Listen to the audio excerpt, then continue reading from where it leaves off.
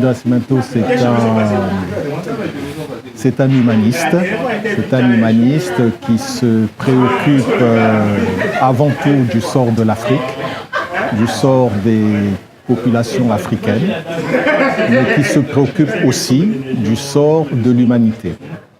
Chez moi, les deux vont de pair, mais je dois préciser que le sort des populations africaines m'intéresse en priorité et en complément le sort de l'humanité entière.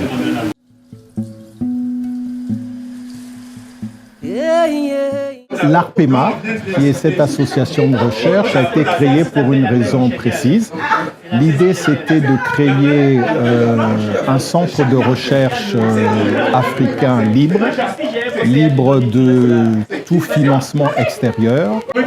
L'ambition, c'est de mettre en place une recherche sans connotation partisane, mais une recherche aussi qui vise à être opératoire, c'est-à-dire à mettre à la disposition des peuples africains les outils nécessaires pour leur émancipation. Et les membres de l'ARPEMA font de la recherche de manière bénévole.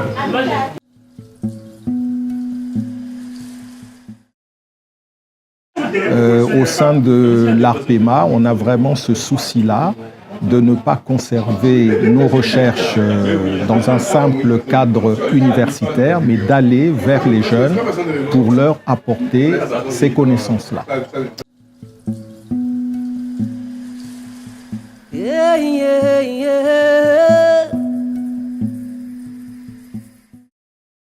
Cette phrase de Cher Hamidou Kane, elle a fait couler beaucoup d'encre, elle a fait l'objet d'interprétations diverses. Ce que je peux dire, c'est que cette phrase, quelque part, introduit une vision essentialiste de la culture, comme si entre les cultures, il n'y avait pas de passage, comme si les cultures étaient vraiment des entités fermées les unes aux autres, alors qu'en fait, une culture n'est que le reflet de l'adaptation d'une société à son environnement.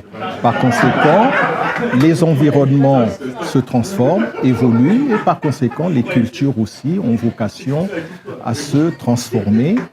Ce que je peux dire d'autre, c'est que, alors, cette fameuse école occidentale, de toutes les façons, il fallait y aller. Il fallait aller à cette école occidentale parce que, au XIXe siècle, les Européens nous ont vaincus. Ils nous ont vaincus et donc il nous fallait absolument avoir la maîtrise des armes par lesquelles ils nous avaient vaincus. Si on n'avait pas la maîtrise de ces armes, on n'aurait pas pu relever donc les Chines. Si on a pu relever les Chines, c'est parce qu'il y a des gens à nous qui sont allés à l'école occidentale, qui ont maîtrisé les connaissances des Occidentaux et ça nous a permis de relever les Chines et ça nous permet d'ailleurs de plus en plus de relever donc les Chines. Donc de toutes les façons, il fallait aller à cette école-là.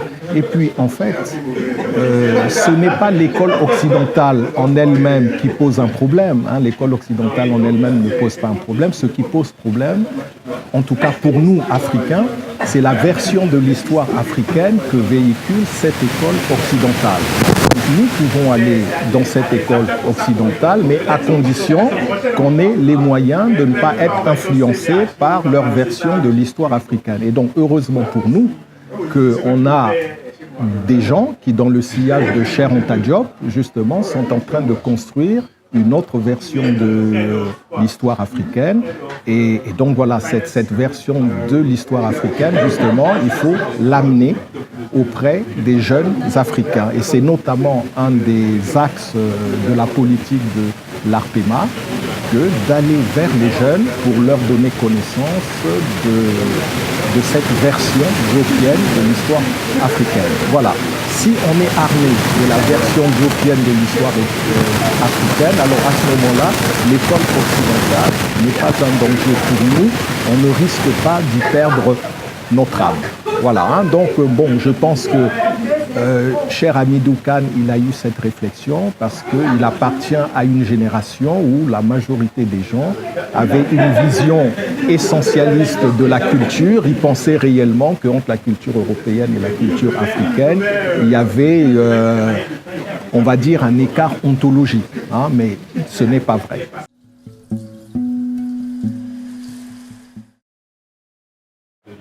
Le concept de renaissance africaine, depuis un moment, depuis l'année 2000, on en parle beaucoup au sein de la communauté africaine. Or, on s'aperçoit d'une chose, c'est que quand nous autres Africains, nous parlons de la renaissance africaine, soit nous en parlons sans définir ce que nous entendons par renaissance africaine, soit lorsque nous prenons la peine d'en donner une définition, c'est une définition des plus confuses. Prenez par exemple dans le cadre du Népal la définition que Thabo Mbeki et Abdoulaye Wade ont donnée de la Renaissance africaine. Pour eux, la Renaissance africaine n'est qu'une nouvelle perspective de développement.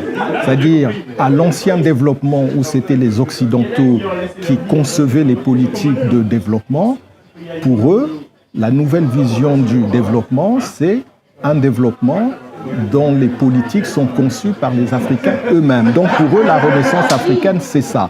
Et donc finalement, pour eux, la Renaissance africaine est assimilable au développement. Or ça, ce n'est pas possible. Nous allons le voir après. Il y a vraiment une différence épistémologique entre Renaissance africaine et développement. Alors, qu'est-ce que c'est que la Renaissance africaine? Je crois que les mots ont un sens. Les mots ne tombent pas du ciel. Les mots ont une histoire. Et il faut connaître cette histoire pour bien connaître le sens des mots. Le concept de Renaissance africaine a été créé par analogie avec le concept de Renaissance européenne. En sciences politiques, qu'est-ce qu'on entend par Renaissance européenne? En sciences politiques, par Renaissance européenne, on entend un projet de renaissance historique par lequel les peuples européens ont donné naissance à leur société moderne. Donc, il nous faut savoir qu'est-ce que c'est qu'un projet de renaissance historique. Qu'est-ce que c'est que la renaissance historique? Et là, c'est très précis. En sciences politiques, la renaissance historique est le projet que mettent en œuvre les peuples qui ont connu un processus de régression historique, et dans le cadre de cette régression historique, ils ont perdu la maîtrise, ils ont perdu la capacité à l'initiative historique. La capacité à l'initiative historique, c'est la capacité pour un peuple de produire par lui-même les conditions matérielles et immatérielles de son existence. Donc, quand un peuple connaît un processus de régression historique, il perd cette capacité à l'initiative historique. Il n'est plus capable par lui-même de produire les conditions matérielles et immatérielles de sa propre existence. Alors, la renaissance historique, justement, c'est ce processus par lequel un peuple va se lancer à la reconquête de sa capacité à l'initiative historique. Donc, par conséquent, la Renaissance africaine, on doit l'entendre comme ça. La Renaissance africaine est un projet de reconquête de l'initiative historique par les peuples africains.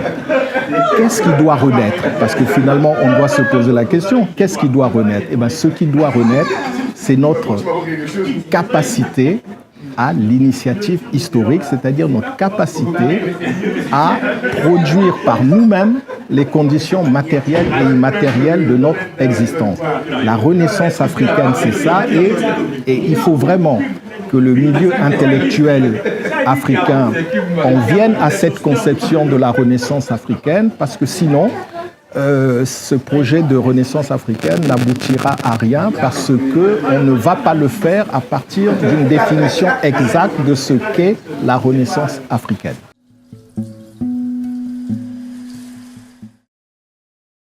Pour aller vers la Renaissance africaine, à mon avis, les étapes clés, il y en a essentiellement deux. Il y a deux étapes clés. Il faut d'abord que la communauté africaine crée un super centre de recherche, un peu à l'image du Codesria qui était à Dakar, donc un Codesria consacré à la Renaissance africaine. Il nous faut créer ce super centre. Dans ce super centre, il faut que les chercheurs africains qui sont là, il leur faudra exploiter le potentiel heuristique du patrimoine historique africain. Concrètement, ça veut dire qu'il leur faudra, à partir du patrimoine historique africain, inventer les solutions pour l'Afrique de demain. Les solutions, c'est-à-dire les solutions sur le plan institutionnel, quelle est la forme de l'État que nous voulons avoir, quel est le système politique que nous voulons avoir, des solutions en termes d'économie, quel est le système économique que nous voulons avoir, des solutions en termes éducationnels, etc. Donc dans ce centre, nos chercheurs doivent s'appuyer sur notre patrimoine historique, c'est-à-dire ils doivent exploiter en fait le potentiel historique, le potentiel heuristique de ce patrimoine pour inventer les solutions futures. Alors, ça pourra étonner les gens que je dise cela, mais ce que les gens oublient, c'est que la modernité européenne, comment a-t-elle été créée ? Les penseurs européens ont inventé les solutions de leur modernité en s'appuyant sur le potentiel heuristique de leur patrimoine historique. Je donne un seul exemple. La démocratie est un paramètre important de la modernité en Europe. D'où leur vient l'idée de démocratie ? L'idée de démocratie leur vient de l'Antiquité. Ils se sont inspirés de l'Antiquité pour inventer la démocratie moderne. Attention, ils n'ont pas reconduit la démocratie de l'Antiquité. Vous voyez, hein, il y a entre la démocratie grecque et la démocratie contemporaine en Europe, il y a un fossé. Ce n'est absolument pas la même chose. Mais vous voyez, ils se sont inspirés de leur Antiquité qui a produit ce concept de démocratie pour inventer aujourd'hui la démocratie moderne. Donc, vous voyez, il nous faut exploiter le potentiel heuristique de notre patrimoine historique. Je vous ai donné là un simple exemple, mais je pourrais multiplier les exemples. Donc ça, ce serait la première étape vers la Renaissance africaine. La deuxième étape vers la Renaissance africaine, il faudrait que tous les Africains qui sont des démocrates, qui sont des partisans de la Renaissance africaine, qui sont des partisans du panafricanisme, c'est-à-dire de l'idée d'un État fédéral africain, il faudrait que toutes ces personnes acceptent, prennent la décision désormais de participer aux élections en Afrique. On ne peut plus rester loin de la scène politique africaine, dénoncer, contester. Non. Si nous voulons changer l'Afrique, il nous faut nous insérer sur la scène politique africaine. C'est-à-dire donc il nous faut participer aux élections. Alors pour cela, il faudrait, à mon avis, que nous créions un parti politique qui aurait le profil d'un para-FEDEM, ce que j'appelle un para-FEDEM, c'est-à-dire un parti africain pour la Renaissance africaine, pour le fédéralisme et pour la démocratie. Ça signifie que le programme politique de ce parti, c'est cela. La Renaissance africaine, la démocratie et l'unité africaine, hein, donc c'est le panafricanisme. Et donc ce parti s'investit dans les élections municipales, législatives et présidentielles en Afrique en vue de conquérir le pouvoir politique.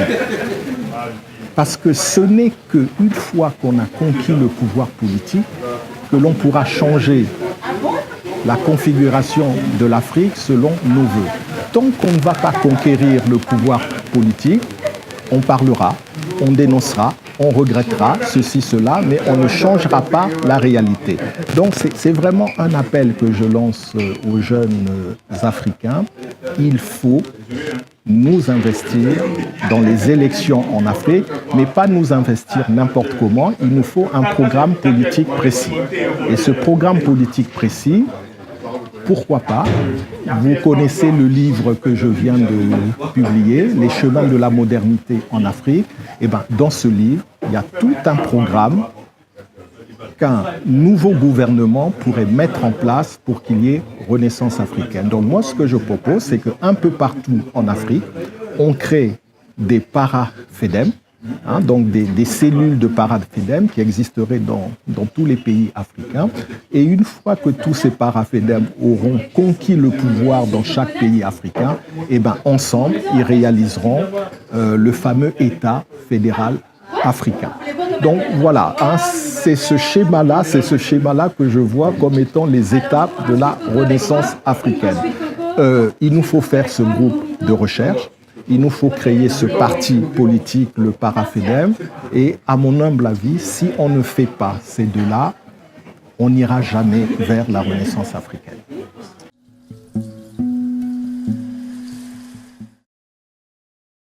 Achille Mbembe est un grand politologue africain. Il a publié des ouvrages très intéressants. C'est un excellent analyste de la société africaine post-coloniale.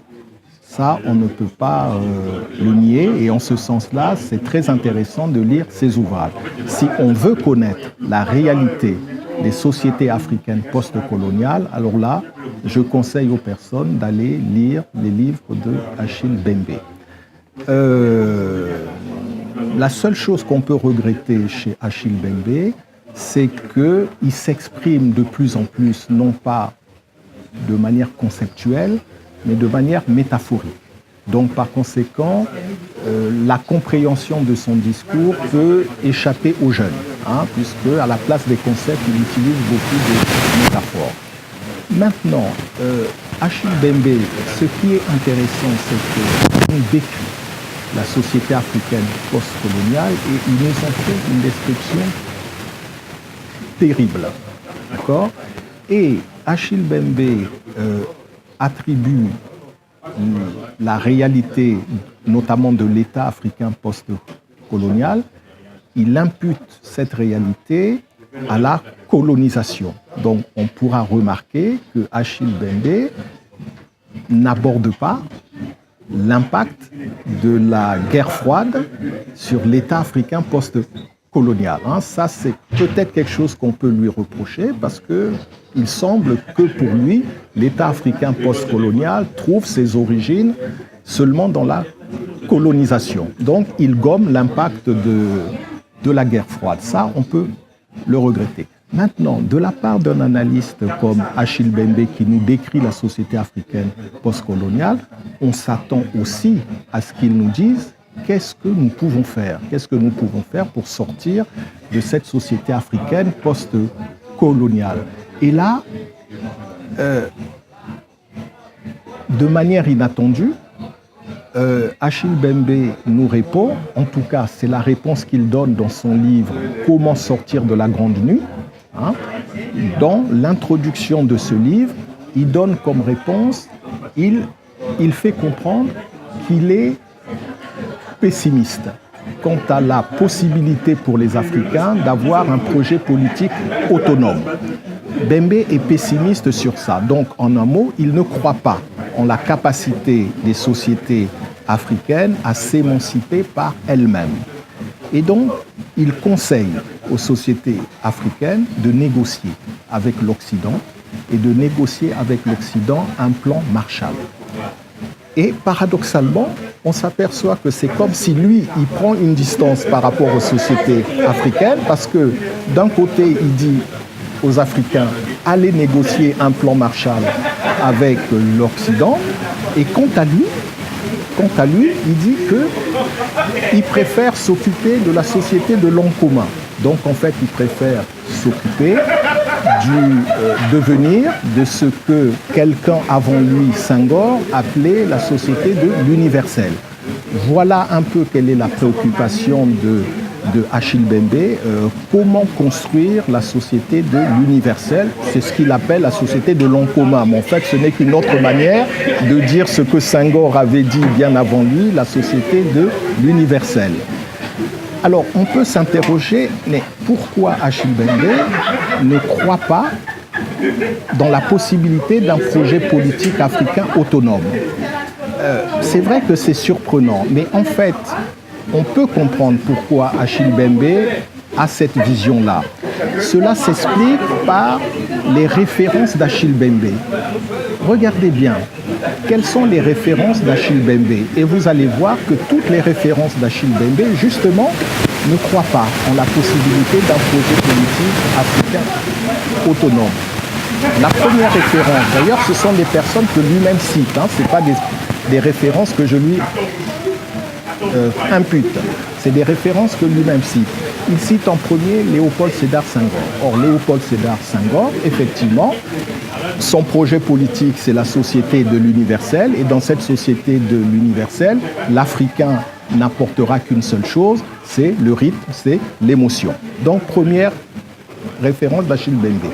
Deuxième référence d'Achille Mbembe, c'est Aimé Césaire. Aimé Césaire, c'est un poète révolutionnaire, c'est vrai, c'est un poète révolutionnaire, mais Aimé Césaire en tant que politicien, qu'est-ce qu'il est? Aimé Césaire en tant que politicien, il n'a pas cru en la possibilité d'un projet politique martiniquais autonome, donc il a demandé la départementalisation de la Martinique.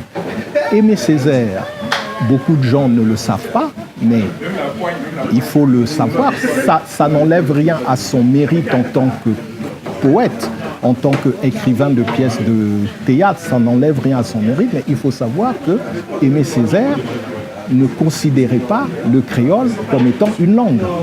Voilà, hein? Donc, vous voyez, or, un peuple ne peut s'émanciper, un peuple ne peut pas s'émanciper sans sa langue.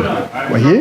Or, Césaire considérait que le créole n'était pas une langue, que le créole ne valait pas la peine de faire l'objet d'une attention. Il fallait donc se tourner vers le français.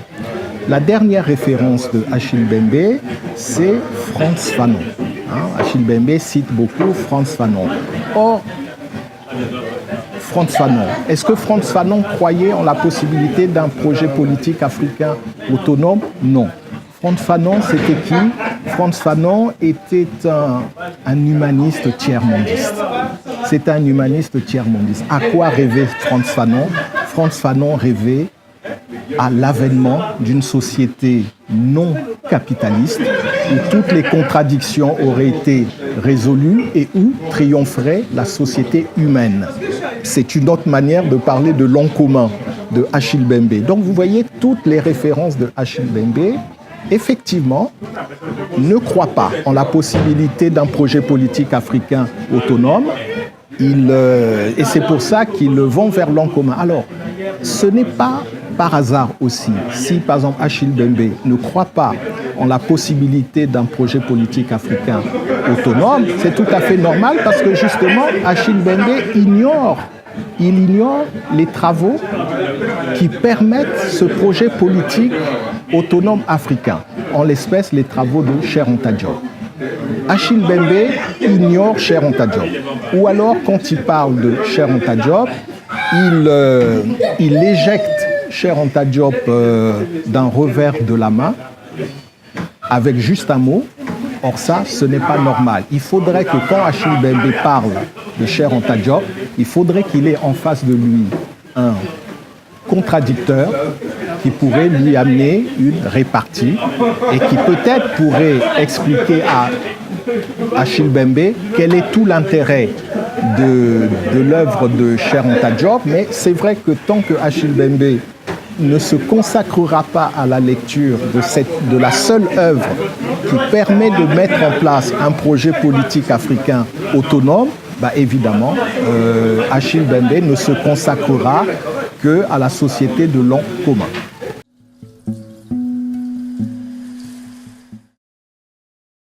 On est aujourd'hui en Afrique dans une situation d'urgence. Urgence parce que nos populations sont vraiment abandonnées à elles-mêmes. Il n'y a plus de services publics. Les hôpitaux sont des mouroirs. En Afrique, on est passé de la pauvreté à la misère. Jusqu'aux années 80, il y avait de la pauvreté en Afrique, mais il n'y avait pas de la misère. Maintenant, on a complètement basculé dans la misère.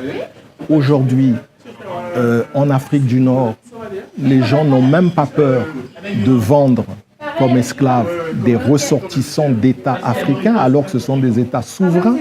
Les gens, ça ne leur fait même pas peur. Bon, bref, on est dans une situation d'urgence. Et par conséquent, l'appel que je lance à la plupart des intellectuels africains, c'est de leur dire, écoutez, on ne peut plus se contenter de dénoncer ce qui se passe en Afrique. On ne peut plus se contenter de critiquer ce qui se passe en Afrique. Il nous faut maintenant agir. Il nous faut maintenant agir pour changer les réalités en Afrique. Il nous faut agir. Il est temps d'agir. Or, pour agir, il faut des solutions. Pour agir, il faut un projet, il faut des solutions. Voilà quel est l'objet de ce livre, Les chemins de la modernité en Afrique. Dans ce livre, je propose réellement ce que l'on peut considérer comme un programme politique que pourrait mettre en œuvre un gouvernement africain. Donc voilà, le souci réel de ce livre-là, c'est de donner aux intellectuels et aux activistes africains un programme de gouvernement. Je leur dis voilà, là maintenant, vous avez un programme de gouvernement, il ne vous reste plus qu'une seule chose à faire, investissez-vous dans les élections parce qu'il faut parvenir au pouvoir par la voie des urnes. Il ne faut pas parvenir au pouvoir par la voie des armes, non. Toujours respecter la voie des armes. Alors, essayez de conquérir le pouvoir par la voie des urnes et une fois que vous serez au pouvoir, munissez-vous de ce livre, Les chemins de la modernité. Vous avez dedans tout un programme politique à mettre en œuvre.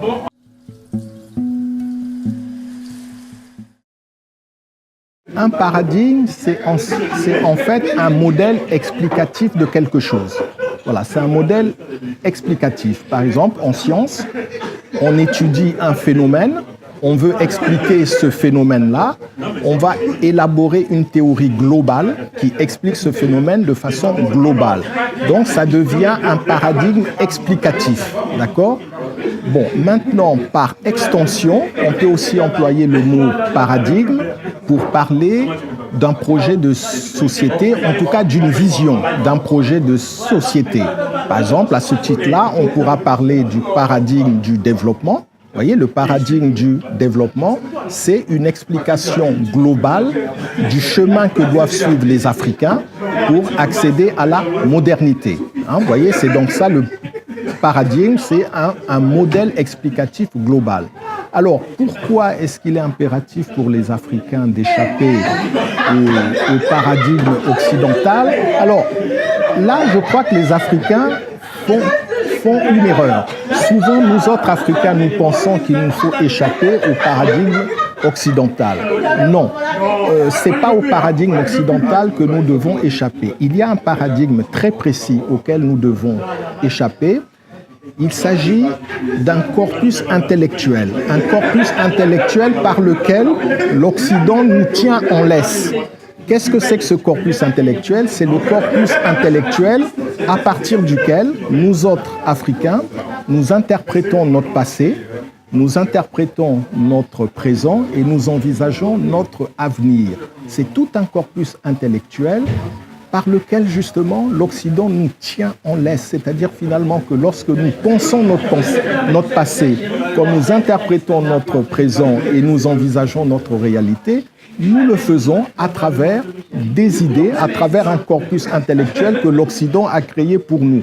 Et c'est à ce paradigme-là que nous devons échapper. Or, malheureusement, justement, nous autres Africains, nous ne sommes pas conscients qu'il existe un corpus intellectuel par lequel l'Occident nous tient en laisse. C'est une véritable laisse. Voilà. Et c'est ce corpus intellectuel-là, c'est le paradigme qu'il constitue. Nous devons faire échec à ce corpus intellectuel. Et d'ailleurs, l'objet du livre Les chemins de la modernité, justement, en Afrique, ce livre déconstruit ce corpus intellectuel par lequel l'Occident nous tient en laisse. Et l'intérêt de ce livre, c'est non seulement il déconstruit ce corpus intellectuel, mais en plus, ce livre propose aux Africains un nouveau corpus intellectuel à partir duquel nous pourrons désormais penser notre passé, interpréter nos réalités et envisager notre avenir. C'est pour ça que ce livre est très important pour nous autres Africains. Il introduit un corpus intellectuel nouveau. Voilà, et ce corpus intellectuel nouveau doit devenir le corpus intellectuel de tous les Africains. Et comme ça, l'Occident ne nous tiendra plus en laisse.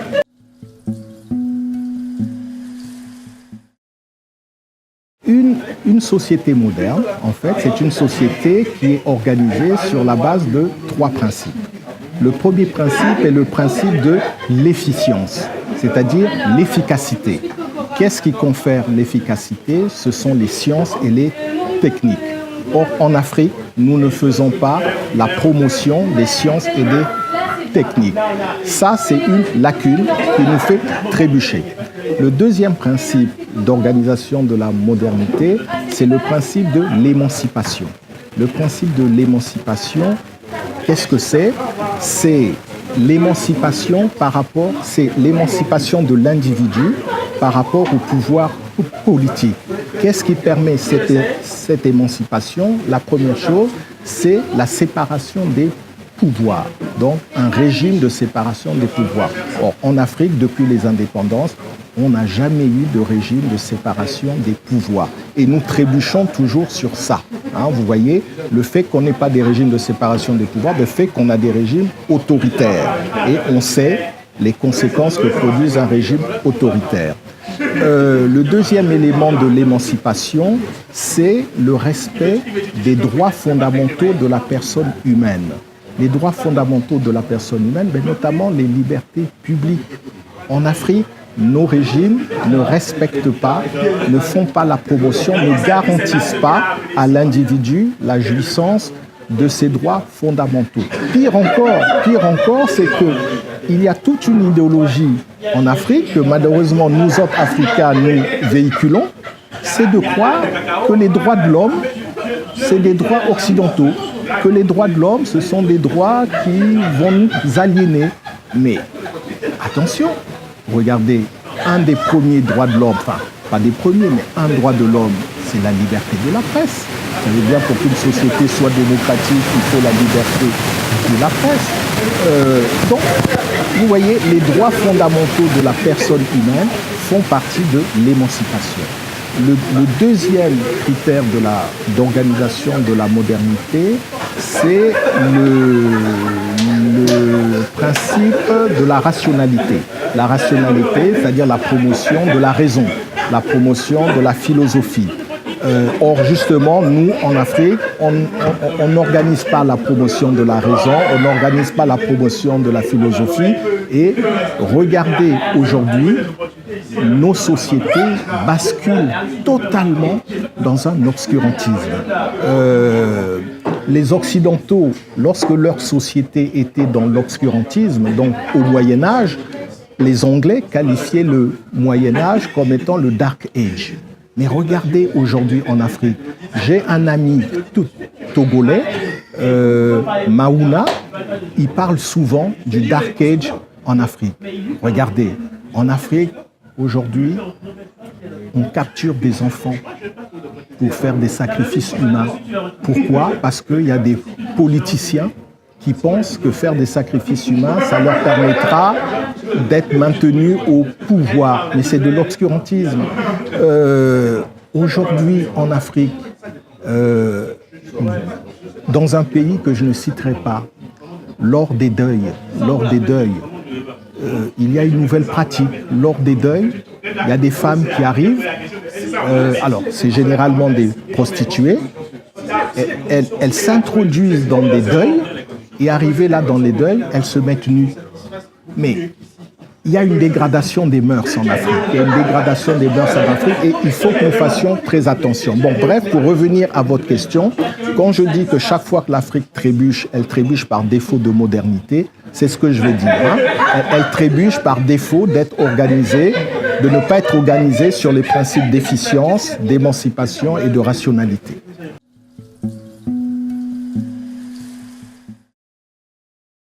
Cher Anta Diop, il ne s'agit même pas de le redécouvrir. En fait, il s'agit de le découvrir.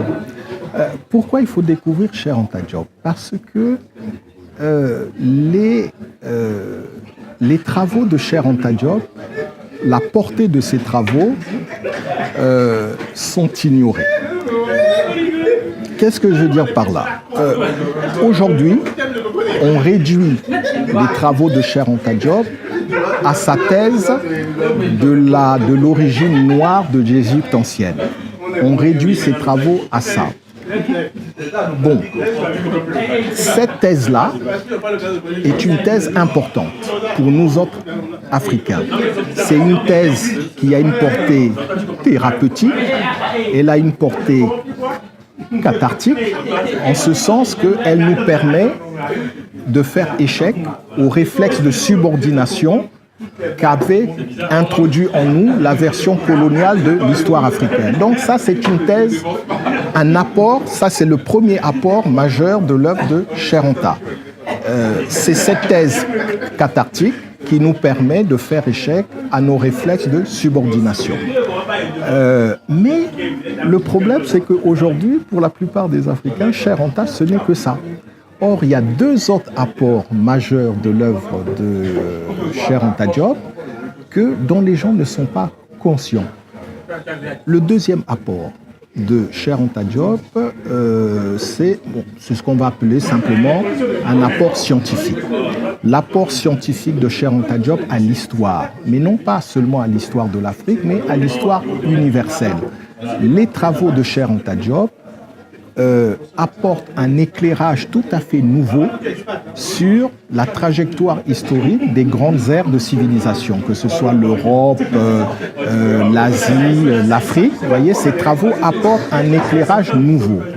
Et ce qui est intéressant, c'est qu'à partir de l'éclairage que Cher Anta Diop donne de la trajectoire historique de ces grandes aires de civilisation, il est désormais possible d'écrire une véritable histoire universelle de l'humanité. Voilà, ça c'est un des apports fondamentaux de l'œuvre de Cher Anta Diop. On peut désormais écrire la véritable histoire universelle de l'humanité. Écrire une histoire universelle qui ne soit pas une histoire universelle eurocentrique. Voilà. Donc une véritable histoire universelle. Et ce que je dis là n'est pas une vue de l'esprit, parce qu'il y a déjà quelqu'un qui, à partir des travaux de Cher Anta Diop, a écrit une histoire, une première version de l'histoire universelle de l'humanité. Et paradoxalement, justement, ce livre, personne ne le connaît, personne n'en parle, alors que c'est un livre fondamental. Il s'agit du livre de Théophile Obenga pour une nouvelle histoire. C'est un livre remarquable, c'est un livre qui devrait être enseigné dans toutes les universités du monde. Toutes les universités du monde. Ce qui est fantastique dans ce livre, c'est que Théophile Obenga nous offre un schéma de l'histoire universelle de l'humanité qui est vraiment à même de faire échec à toutes les idéologies racistes dans le monde entier. Bon, bref, voilà, ça c'est le deuxième apport de l'œuvre de Cher Anta Diop. Et puis, il y a le troisième apport de l'œuvre de Cher Anta Diop, qui est un apport, mais qui est capital pour nous autres Africains. Mais on ignore cet apport-là, c'est l'apport géopolitique de Cher Anta Diop. L'apport géopolitique de l'œuvre de Cher Anta Diop. Nous autres Africains, nous sommes convaincus que une des solutions à nos problèmes, c'est la création d'un État fédéral africain. Nous sommes convaincus de ça. Mais un État fédéral africain ne pourra être solide, ne pourra être périn que s'il repose sur une assise sociologique. Si cet État ne repose pas sur une assise sociologique, il ne durera pas. Les populations africaines lui tourneront le dos. Donc l'État fédéral africain doit avoir une assise sociologique. Cette assise sociologique, c'est quoi? C'est une conscience nationale africaine. Il faut former il faut contribuer à l'émergence d'une conscience nationale africaine. Et Cheikh Anta Diop travaille sur ça depuis les années 50.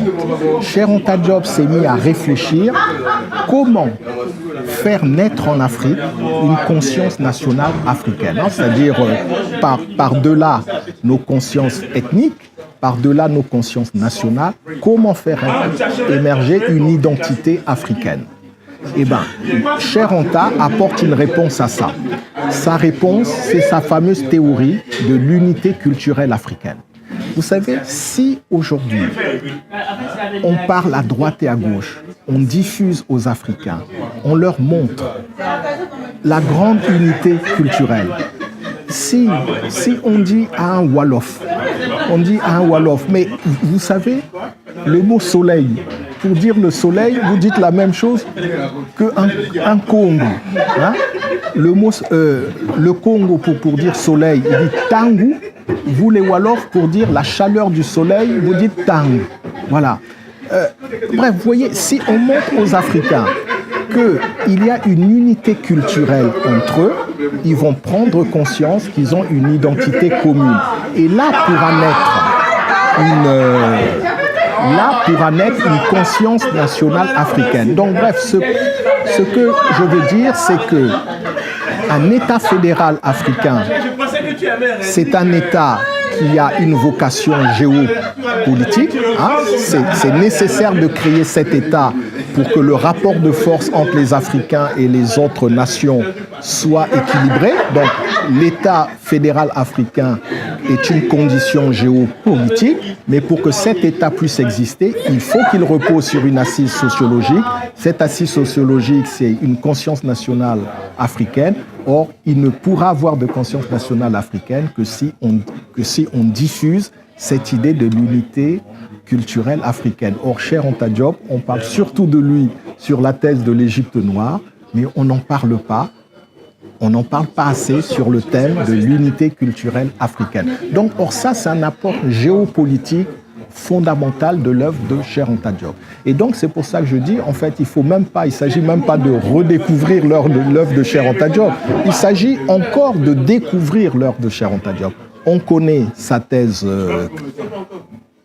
thérapeutique, son apport thérapeutique, mais on ne connaît pas son apport scientifique et surtout son apport géopolitique. Yeah, yeah, yeah. Pour que nous puissions reprendre l'initiative historique, hein, parce que notre véritable problème, c'est ça, c'est notre incapacité à l'initiative historique.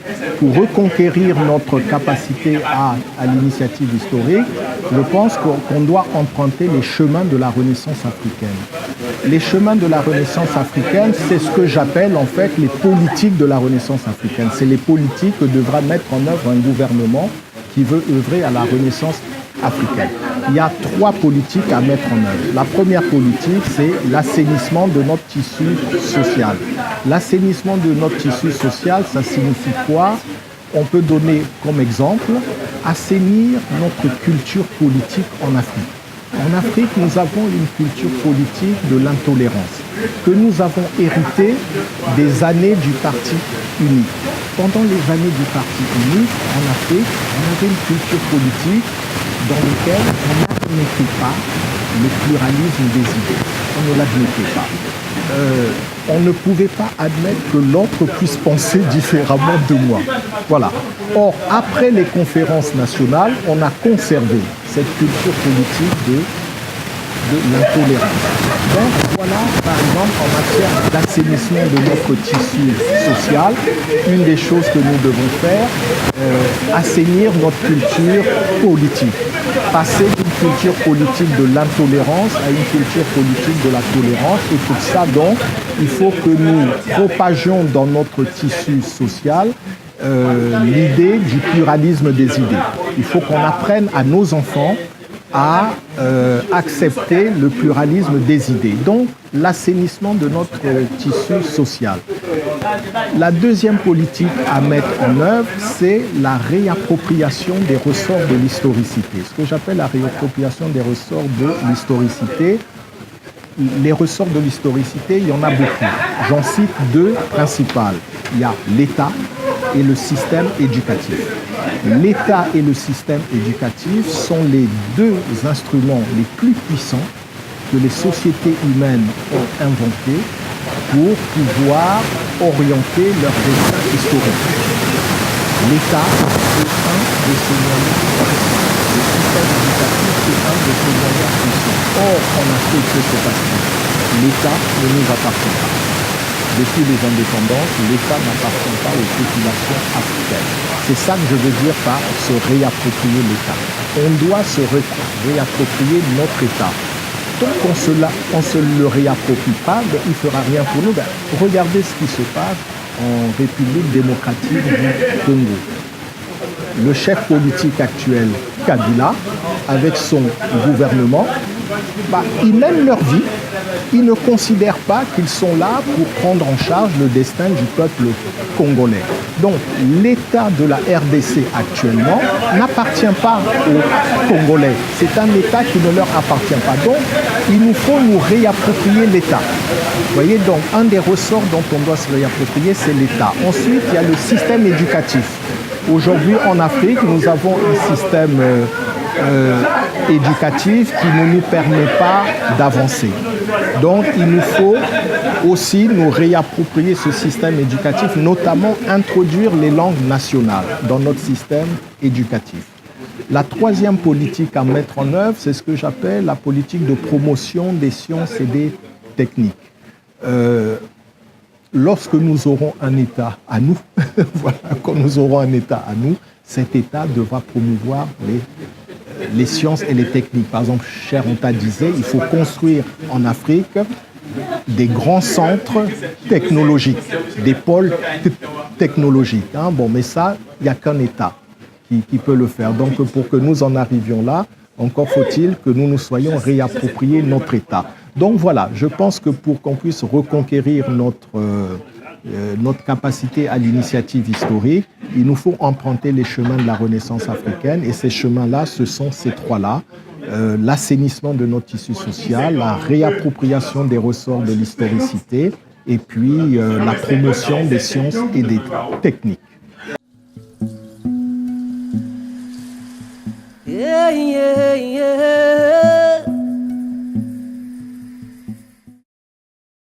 Actuellement, nous avons perdu la bataille des idées parce que notre imaginaire est habité par un corpus intellectuel par lequel l'Occident nous tient en laisse. D'accord? Donc, il nous faut déconstruire ce corpus intellectuel et proposer un corpus intellectuel nouveau. Je prends 4 exemples.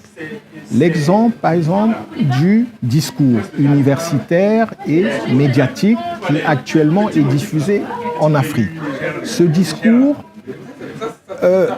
nous introduit dans un rapport pathologique avec le concept de modernité. Aujourd'hui, en Afrique, comment est-ce qu'on comprend la modernité? Il y a ceux qui considèrent que la modernité... En tout cas, voilà, aujourd'hui en Afrique, on considère que la modernité, c'est l'occidentalisation. Modernité égale occidentalisation. Alors, du coup, quelles sont les réactions des Africains? Il y a ceux qui, par peur d'être culturellement aliénés, vont rejeter la modernité. Et il y a ceux qui sont déjà aliénés, qui vont encore plus s'occidentaliser, et donc ils vont s'occidentaliser de manière caricaturale. Dans les deux cas, on loupe le coche de la modernité. Voilà, parce que, en fait, les universités et les médias diffusent actuellement en Afrique une définition de la modernité qui n'est pas la bonne. Dans ce livre, justement, ce qui est intéressant, c'est que je restitue la véritable définition de la modernité. Une deuxième chose que nous devons faire, c'est que nous devons changer notre interprétation de l'histoire africaine. Jusqu'à présent, nous interprétons l'histoire, notre passé, à travers la philosophie hégélienne de l'histoire africaine. Et bien désormais, il nous faut penser notre passé à travers la philosophie diopienne de l'histoire africaine. Un autre, vous voyez, là déjà, on gagne la bataille des idées. Hein. Voilà, si, grâce à la philosophie jopienne de l'histoire africaine, on peut faire tomber le discours hegelien sur l'histoire africaine, on gagne la bataille des idées. Un autre endroit où on peut gagner la bataille des idées, c'est en ce qui concerne le prisme à partir duquel nous interprétons nos réalités. Jusqu'à présent, nous interprétons nos réalités à travers le prisme de l'évolutionnisme social. Or, ce prisme-là nous amène à porter des jugements de valeur sur nos réalités. Vous voyez ? L'évolutionnisme social nous amène à porter des jugements de valeur sur nos réalités. Par exemple, le fait que nous croyons aux ancêtres, on va dire, ils sont restés des païens, ils n'ont pas évolué, ils sont restés des païens. Donc nous-mêmes, nous considérons que nous sommes des païens. Nous portons un jugement de valeur sur nous-mêmes. Donc il nous faut changer le prisme d'interprétation de nos réalités. Moi, ce que je propose, c'est de laisser tomber l'évolutionnisme social et de remplacer l'évolutionnisme social par la machémologie. Alors, la machémologie, je ne peux pas expliquer là en 2 mots qu'est-ce que c'est, mais justement, dans le livre, j'explique qu'est-ce que c'est que la machémologie et désormais, il faudrait qu'on interprète nos réalités à partir de la machémologie parce que la machémologie nous permet de porter sur nos sociétés un jugement de réalité. Enfin, la dernière chose que l'on doit faire pour gagner la bataille des idées, c'est la grande bataille. C'est la grande bataille, c'est-à-dire nous devons changer notre perspective de modernité. Jusqu'à présent, notre perspective de modernité, c'est le développement. C'est le développement. Le développement, c'est un corpus intellectuel par lequel l'Occident nous tient en laisse. On doit enlever cette perspective de modernité et la remplacer par une nouvelle perspective de modernité qui est la Renaissance africaine. Et donc, voilà, grâce à ça, on va gagner la bataille des idées. Alors, vous pouvez être étonné que je vous dise qu'il nous faut laisser le développement de côté. Hein. Peut-être qu'il faut que j'explique pourquoi le développement, en tout cas le paradigme du développement, n'est pas une bonne chose pour nous. Si je peux en 3 mots dire pourquoi on doit abandonner le paradigme du développement, c'est pour 3 raisons. D'abord, une raison épistémologique, très simple. Dans le paradigme du développement, la logique de changement, du changement social, c'est le rattrapage historique. D'accord ? Nous sommes d'accord avec ça. Dans le paradigme du développement, la logique du changement social, c'est le rattrapage historique. Or, qui dit rattrapage historique dit donc société en retard historique. Par conséquent, c'est une bonne perspective de modernité pour les sociétés qui étaient en retard historique. Mais ça ne nous concerne pas. L'Afrique n'était pas en retard historique. L'Afrique a subi une régression historique. C'est pas la même chose. Donc, le rattrapage historique comme logique de changement social ne concerne pas les sociétés africaines. Donc, c'est pas une bonne logique de changement social pour nous. Nous, notre état actuel s'explique par un processus de régression historique et non par un processus de retard historique. Donc ça, c'est la première raison pour laquelle on doit abandonner le paradigme du développement. C'est une raison épistémologique. La deuxième raison, c'est une raison géopolitique. Il faut se rappeler, mais peut-être que les jeunes générations ne s'en rappellent pas, il faut se rappeler simplement que lorsque Truman, le président américain, en 1945, c'est lui qui a introduit dans les relations internationales le paradigme du développement. Mais lorsque Truman a introduit ce paradigme-là, son objectif à Truman, ce n'était pas le progrès historique des sociétés du tiers-monde, non. Le paradigme du développement était simplement un moyen pour les États-Unis pour faire échec à une doctrine du droit international public qui leur était défavorable. C'est ce qu'on appelait à l'époque le pacte colonial. Le pacte colonial en droit international public, c'est un principe qui réservait à la puissance coloniale l'accès au marché de la colonie et l'exploitation des matières premières des colonies. Les États-Unis ne pouvaient donc pas exploiter les matières premières des colonies. À cause de ce principe, le pacte colonial. Il fallait donc qu'ils trouvent un moyen pour faire échec à cette doctrine du pacte colonial. Et le développement leur permettait cela. Parce que si vous dites que tous les peuples du monde entier peuvent se développer par eux-mêmes, c'est ce que Truman disait, hein. En fait, tous les peuples peuvent se développer par eux-mêmes. Cela signifie donc qu'ils n'ont pas besoin de tutelle étrangère. Cela signifie donc qu'ils n'ont pas besoin de colonisateurs. Cela signifie donc qu'il faut l'indépendance des nations du tiers-monde. Et face à un État indépendant, ah ben là oui, les États-Unis peuvent aller exploiter leurs matières premières. Donc on oublie souvent que le paradigme du développement vient de là.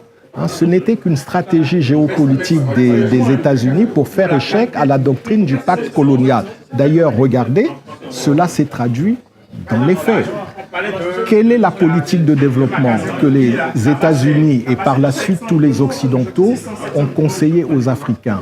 C'est une politique d'exportation de leurs matières premières. C'est-à-dire, ne transformez pas vos matières premières, surtout ne les transformez pas, exportez-les et vous verrez que grâce à l'exportation de vos matières premières, il va y avoir un progrès par ruissellement qui va vous amener vers la modernité. Ben, nous avons vu ce que ça donnait, c'était complètement quelque chose d'illogique. Donc, la politique de modernité, la politique économique qui a été mise en place dans le cadre du paradigme du développement nous a conduit à quoi? Nous a conduit dans les années 80 à un endettement excessif. L'endettement a provoqué les ajustements structurels.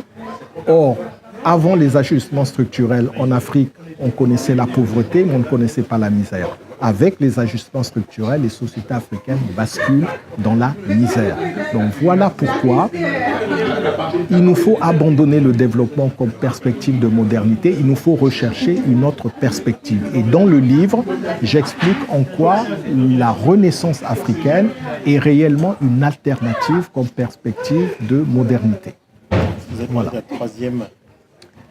Oui, la troisième raison pour laquelle on doit abandonner le paradigme du développement, c'est, vous voyez, lorsque je critique le développement, je ne critique pas le développement en tant qu'idée, hein, parce que le développement en tant qu'idée est synonyme de progrès.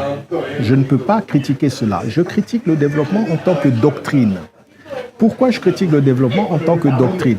Regardez, en ce qui concerne le système politique mis en place, au moment des indépendances, les experts de développement, qu'est-ce qu'ils nous ont conseillé comme système politique à mettre en place? Ils nous ont conseillé de mettre en place des systèmes politiques autoritaires. Vous savez, les dictatures africaines, il y a des analystes qui imputent ça à une soi-disant culture africaine autoritariste, etc. Mais ce n'est pas vrai du tout. Il faut connaître l'histoire, il faut se remettre dans le contexte des années 60. Ce sont les experts en développement qui disaient à nos chefs d'État, aussi bien des experts occidentaux que des experts soviétiques, disaient à nos experts, si vous voulez vous développer, si vous voulez faire un bond, il faut mettre en place un État fort, un État autoritaire. Voyez où cette doctrine de développement nous a conduits. Donc, on peut dire qu'il y a trois raisons pour abandonner le paradigme du développement. Donc, une raison épistémologique, une raison géopolitique et puis une raison pratique. Dans la pratique, ça nous a conduits aux dictatures qu'on a connues en Afrique.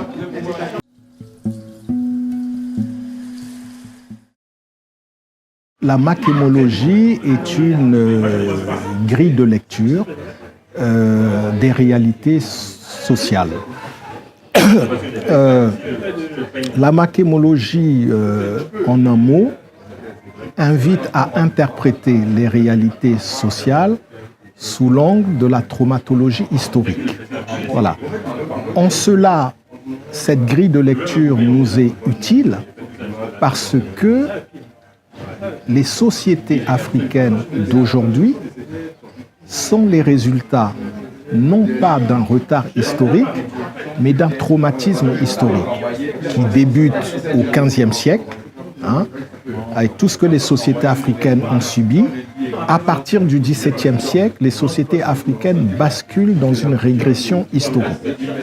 Donc, la machémologie nous propose d'interpréter nos réalités actuelles comme étant le résultat de du traumatisme qu'on a subi. Et ce traumatisme est réel.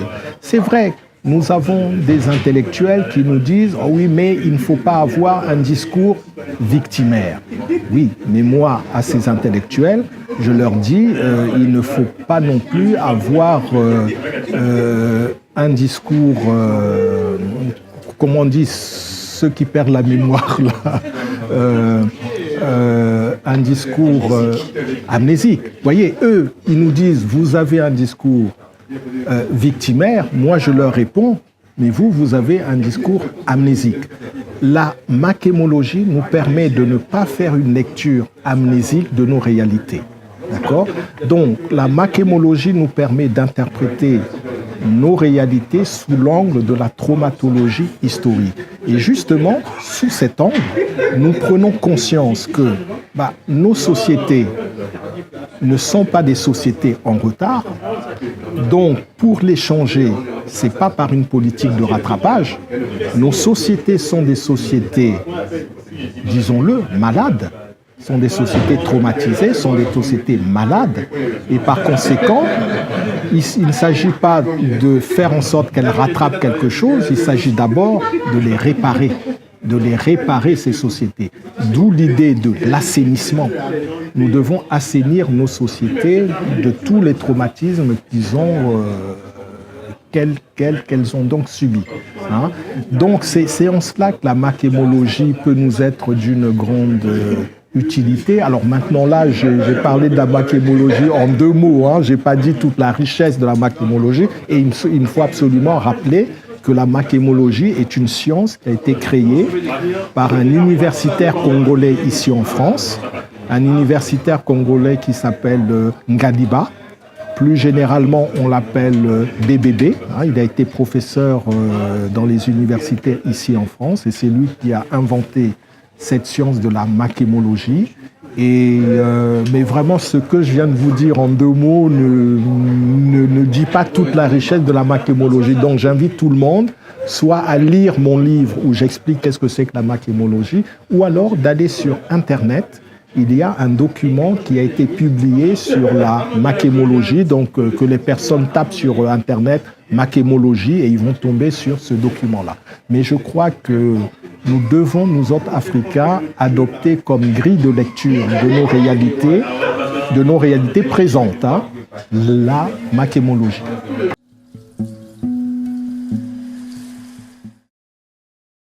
On est fasciné par l'appropriation que font les Africains des nouvelles technologies numériques. On est fasciné.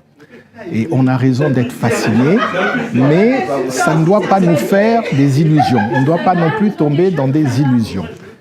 On doit toujours se rappeler que le succès des technologies numériques chez nous sont dus avant tout à la pénurie des services publics.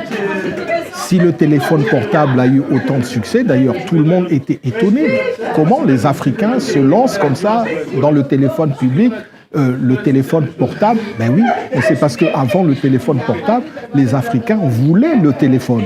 Malheureusement, le service public dans les pays africains ne leur donnait pas accès au téléphone. Donc, il faut qu'on se rappelle de ça aussi, que les nouvelles technologies d'information en Afrique servent souvent à combler les lacunes du service public. Alors, on peut nous dire, c'est une bonne chose.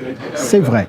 Mais faisons attention à ce que les technologies numériques ne nous amènent pas à créer en Afrique une modernité par désenclavement numérique. Je m'explique. C'est quoi le désenclavement numérique ? Par exemple, vous allez dans un village, vous allez créer ce qu'on appelle un point de e-médecine. Un point de e-médecine, c'est un endroit où, par exemple, une femme enceinte, elle peut venir, il y a quelqu'un qui est là, qui va l'ausculter, il a un ordinateur, et il va rentrer les données de cette femme enceinte dans cet ordinateur et il va envoyer des données dans un hôpital à la capitale. Un médecin va recevoir ça, il va analyser et il va renvoyer son diagnostic. Tout le monde dit bravo, bravo, c'est vraiment super. Que dans un village isolé, il y a un point de e-médecine. Je dis bravo, je dis d'accord, mais j'aurais préféré aussi que l'on crée plutôt un dispensaire. Voilà. Vous voyez, c'est ça le danger du désenclavement numérique. Faisons attention à ce que les technologies numériques ne nous amènent pas à une modernisation par désenclavement numérique. Voilà, en fait, c'est ça que je voulais dire dans ce livre-là. Et comment les nouvelles technologies peuvent justement participer à la modernisation telle que vous la concevez? Oui, non, mais de toutes les façons, les nouvelles technologies sont des outils de modernisation. Hein, donc, il faut qu'on se les approprie. Aujourd'hui, la puissance d'un État, l'émancipation d'un individu va passer de plus en plus par l'appropriation des nouvelles technologies. Donc, par conséquent, nous devons nous les approprier. D'accord ? Maintenant, quelles sont les différentes manières dont ces technologies peuvent entraîner une modernisation en Afrique ? Bon, je crois que ce serait peut-être trop long d'en parler, de donner des exemples. On va simplement dire qu'elles ne peuvent que contribuer à la modernisation des sociétés africaines, mais là où nous devons faire attention, c'est que cette modernisation par le numérique ne doit pas créer chez nous des enclaves numériques. Ce serait ça le grand danger. On va avoir des points Internet dans un environnement pauvre, dans un environnement dépourvu de services publics. Ça, ce serait un danger. Donc, nous devons mener une politique parallèle, à la fois développer la maîtrise des nouvelles technologies, mais parallèlement, n'oublions pas de construire des infrastructures du genre des hôpitaux, voilà, hein, n'oublions pas ça. Voilà. Très bien, merci.